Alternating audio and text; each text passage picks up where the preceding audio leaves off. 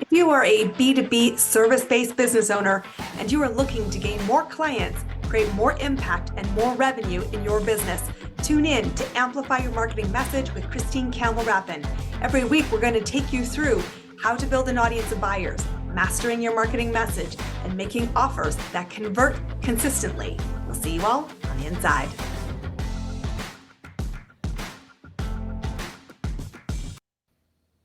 Welcome back. Do you ever wonder if you are leaving money on the table as a business owner? There is honestly nothing more heartbreaking than watching my peers and people just like you do that, which is why I'm so excited to bring you an episode today that's going to crack this code, bring you a sense of awareness to help you truly amplify your marketing message. Give a very warm welcome to our guest today. This is Holly Jean Jackson, and she is a revenue and performance consultant who's going to help us not do this forevermore. So let's kick it off, Holly Jean. Where are people the most often as business owners leaving money on the table? Yeah, great question. And this is one of my favorite questions to answer because everybody wants to see the money. It makes me think of Jerry Maguire, show me the money. And it breaks my heart that so many business owners leave money on the table in pretty obvious places. One of the ways that I find business owners leaving money on the table is in their lead generation process. They simply haven't dialed in their message, they're being too salesy, they're not standing out from the crowd, or sometimes they're even marketing and reaching out to the complete wrong audience. That's one of the areas they leave money on the table. Another area is sales, your sales process. So often I have potential clients, people in the community sharing that, oh, I have a lead generation problem. But when we dig into it, they actually have a sales problem. Their sales conversion percentages, they don't know. They don't know what that means. They don't have an actual process dialed in. They're trying to outsource sales, but they haven't fixed it for themselves. And they're expecting a team to magically deliver something they can't even do themselves. And essentially, if you have a lot of people coming in and having conversations and you're not converting those into sales, you don't have a lead generation problem. You have a sales problem. And so that's one of the areas we'll dig into is optimizing your sales process and making sure that that's working. And then another really big and super disappointing area where I find business owners leaving money on the table time and time again is with their customer experience. There's nothing worse than investing time and money and resources into your leads, converting them into customers, and not delivering an amazing customer experience. And there's a lot of ways that we can create raving fans to get referrals one after another for weeks and for years. But there's nothing sadder than, discovering a business coach, a consultant, a company who's losing customers at a specific time in the customer journey, and they don't even see that gap. They don't even see there's a problem. And they're certainly leaving money on the table because, as we all know, getting leads is expensive. If you guys are paying attention and you've been here on our podcast for a long time, you will know that all three of these huge lost opportunities are topics you're going to find experts coming to help you with. Because the one that really stood out for me, because I think I could stand on a soapbox about it, is you don't have a lead gen problem, you have a sales problem. And while we are talking about marketing, the whole goal of marketing is to move somebody from curiosity to paid client, which means you have to have the sale happen. You have to have the yes, the buy-in and the commitment to whatever programs and services you're having. And I heard a really gold nugget there, which was the answer is not outsourcing this to someone else when you haven't cracked the code yourself. That is true for messaging. That is true for sales. That is true for the client experience, because the accelerators of getting help only work when you have a really solid foundation. So I absolutely loved all three of those because I 100% agree with you. And the truth is that to be a great business owner, we want to talk about peak performance. How do you step in so these are not lost opportunities, but these are in fact key foundations that you grow from? So let's talk about, what do you think it means to even say peak performance as a business owner? Yeah, great question. So, this is one of the questions that I ask leaders on my own podcast, and I get so many different responses. But ultimately, I believe peak performance as an individual and a business owner are very unique to each person. However, it starts with having a strong foundation of you as a business owner having the energy that you need, having the support tools that you need so that you can show up as the very best version of yourself. And we know there's the roller coaster of life, but how can you be as close to 100% every day? For some business owners, this means meditation daily. For others, it means exercise. For others, it means they need to have a community. And others, they need a team that's able to support them. So, regardless of how you arrive at your definition of peak performance, it's essential that we define your definition of peak performance, your definition for success. And we can't compare and despair looking at others or looking to others to define that. So, when I'm working with business owners, one of the first things that we do is we define their life priorities. We also define their quarterly business goals and ultimately their long-term goal that keeps them inspired and excited to keep going at this every single day. And when you have that north star or that compass guiding you, you're going to say yes to the right things and no to the wrong things. And to me, that's how you achieve peak performance and define it for yourself and show up as a leader for your organization so that your employees can also shine. I love this because so often we think that we appropriate somebody else's version of peak performance. I love that you're bringing in the diversity of the answer to it because peak performance is as diverse an answer as it is what does success look like. And when we are looking to amplify our message, when we're looking to bring in more additional client, it's built by value first thinking. Guess what? It means you need to sit with your own values, sit with your own thoughts, and remember that the business is a platform to create the life you want. It's not an accident. It is by design. And so I want to ask you, because you gave a couple of great examples of, what does it mean for you to tune up, to show up, to be your very best self? What do you personally do that gets you into the state of mind where anything is possible and I'm bringing my A game? Yeah, great question. I mean, there's a lot of things that I do, but one of the most essential things for me is doing my morning meditation and visualization. And when I do that, I'm actually tuning into my values because that's the only way I can show up with my energy and not be confused by other people or if my chemistry is off that day, my hormones are off that day, but really tuning into my values and what I'm about and ultimately looking at that compass for myself, that long-term goal of starting a nonprofit for kids and having the business fund the operational budget, like that inspires me. And then also just meeting amazing people like Christine here and other people that are doing incredible good things in the world, that lifts me up and keeps me going because reminds me that I'm not alone and that there's incredible goodwill in the world and we need to expose more of that. I love it. And it is about checking in, not just at the start of the day. And I love that you tee up the start of the day because how you start the day is definitely going to impact how you have that moment. And we say, don't let 10 minutes of a misdirection hijack you. Peak performance means reset. It means go into it. And one of the things that I love to do is you absolutely have to have that North Star. What is it that feels non-negotiable for you? And that means I'm going to step into the unknown. And I love what I also heard you say was I slow it down. I do check in. Are my actions moving me closer to my big vision, knowing that it is a step I build towards, and also call my own BS, which says, no, I'm not at my optimal hormones, food, energy, commitment levels. And so the only person I check is the reflection in the mirror. And then say, it's not up to me to be my only fuel source, guys. You've heard me say this a lot on the episode. I absolutely 100% believe it. You do not have to be your only fuel source, but you must be your own engine because what you want and the lifestyle you're creating is yours. If it's not delivering in this season the way you want it to, take a course correction. If it's no longer serving you because your life is shifting, guess what? Reset as often as you need. So I'd love to talk about when you're growing and you're connecting and you're committing to not leaving money on the table on those three foundations, and you're going to step in to be the very best version of yourself in pursuit of the things that light your soul on fire.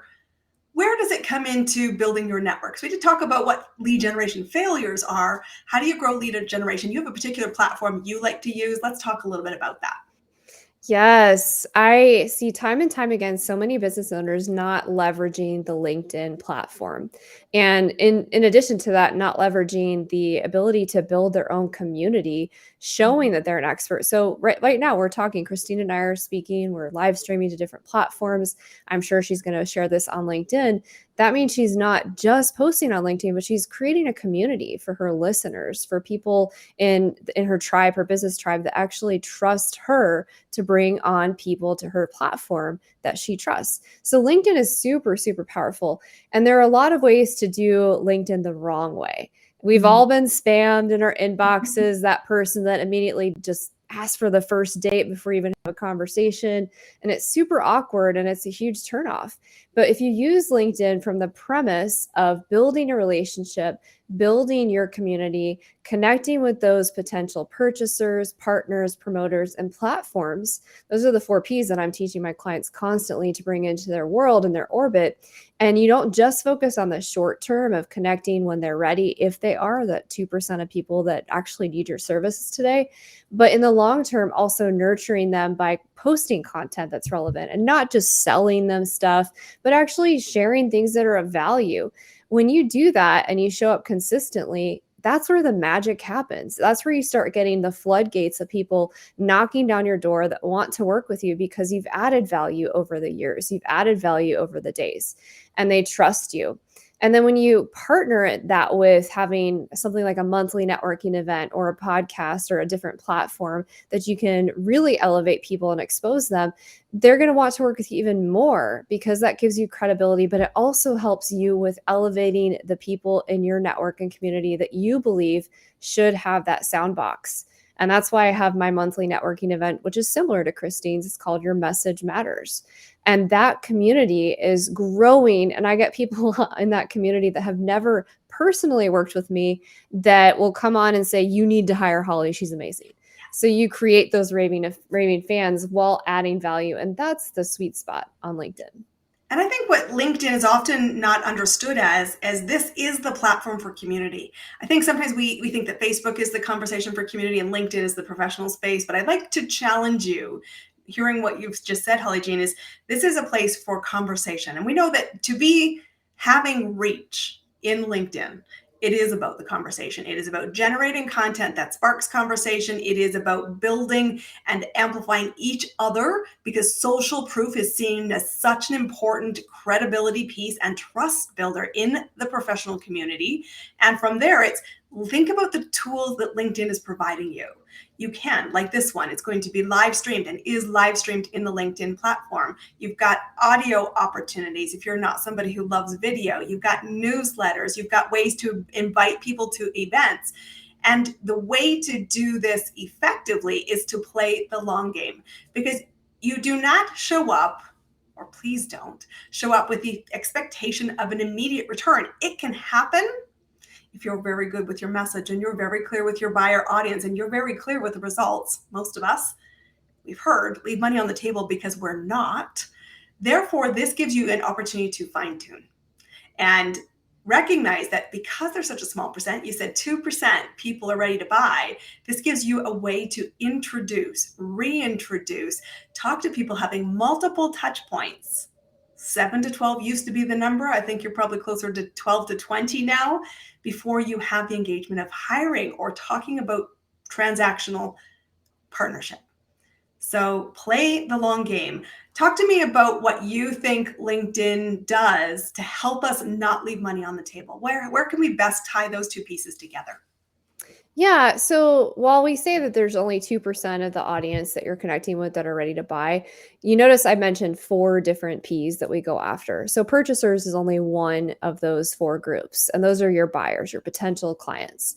You also have partners. So figuring out who your non-competitive partners are. So Christine and I have had conversations. We serve people in different ways. We can refer business back and forth to each other. So I consider Christine a partner. But I also consider Christine a platform. We are speaking on her platform today. So that is obviously getting me in touch with her audience. this is another, like, one of the P's you want to go after: people that have podcasts, people that have TV shows, radio show hosts. And we can set up campaigns for that on LinkedIn. And yes, there's a way to do automation that is not ugly or salesy or gross or spammy or slimy, all those things that are going through your head. Thank And you. that's Thank you. Thank you.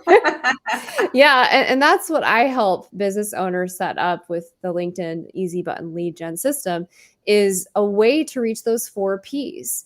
You can find people that are your potential promoters, where they're going to cross market your content because they believe in what you're doing. And when you do that, it's so much more powerful than just relying on that 2% of buyers that are ready. You're exposing yourself exponentially as your connections and followers grow, while also playing the long-term game and giving tremendous value to your partners, your promoters, and your platforms. So if you get nothing else out of this, there is so much power on the LinkedIn platform, and people are barely dipping their toes into this, or they're going about it the whole wrong way, where it is gross and slimy, and that hurts your reputation so much. And we're going to invite you, both of us, with strong arms in the air, saying, shift. Think about the power of those 4 Ps, because those 4 Ps help you to create the 5th P, which is profitability, which is the right people with the right value, with the right community behind you. And this is really about knowing what is your ask. And the ask isn't just buy my stuff. The ask is, how do I add value to your world? How do I create things that are going to be a mutual win-win? And, Holly and Jean and I had a connection through another person. Many of my guests they're referred into my network. And I always say to people, before I invite anybody into this space, you are being invited into my network. That's more valuable than any airtime on one episode will be, because I don't believe that's the start and end of the relationship. It's so much more than that. And you'll see content around that here on Amplify Your Marketing Message. Holly, I love what you're about. And that's why, of course, we've invited you to come play with us today. Talk to us about what is working right now in your business to create movement that's building momentum as you gear up for the final half of the year and into the new year. Oh my goodness, Christy, this is an exciting time to be sharing what's working, because my business, it's ironic. A lot of people will come to me freaking out about the recession.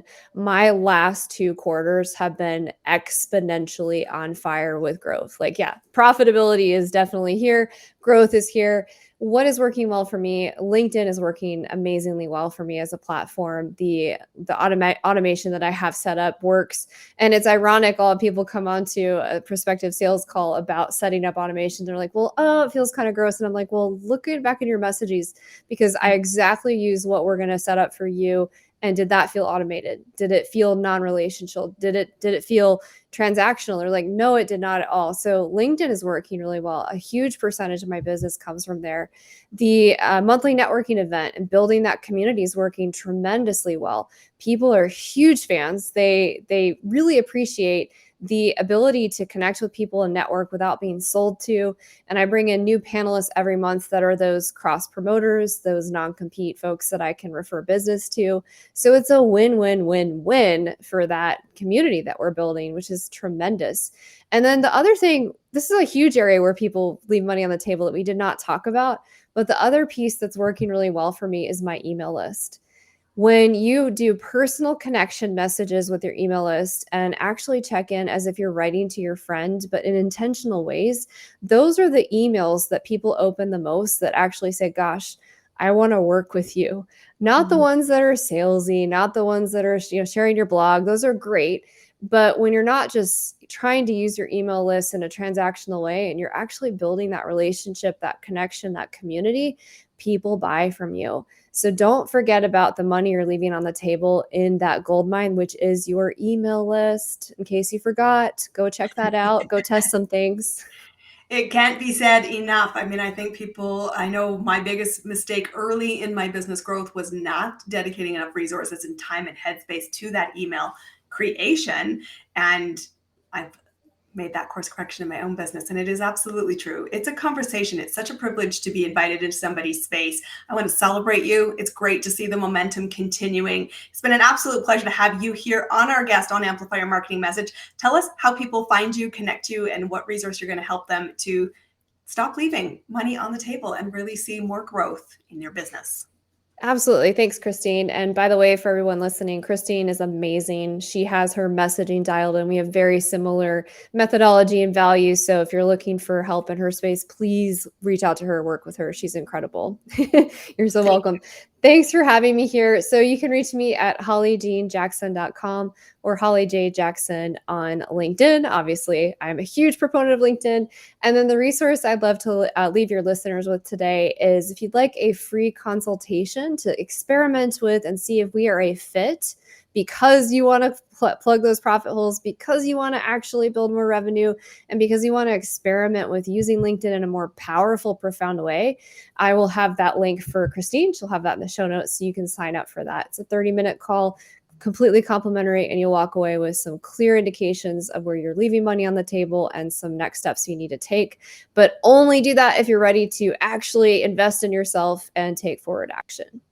Absolutely, guys. We are the people who are ready to work with you when you're done with the excuses. I want to invite you. That is such an amazing gift. Don't think, am I ready? Think I'm done with my excuses. The time is now. Don't be your only fuel source. Get support around you. Holly's giving you an amazing gift. Please connect with her on her social platforms.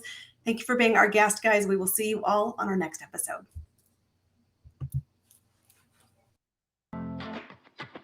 That's a wrap on another amazing episode of Amplify Your Marketing Message with me, your host, Christine Campbell-Rapin.